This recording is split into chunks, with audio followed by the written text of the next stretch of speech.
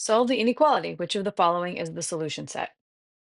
So this is actually a compound inequality. It means that 2x minus 3 is bigger than or equal to 5 and smaller than or equal to 11. So the 2x minus 3 is sandwiched between 5 and 11. I would like to know what x is sandwiched between. So I want to get x alone in the middle. And I just treat this equation like it has three sides. So I'm going to add 3 to all three pieces.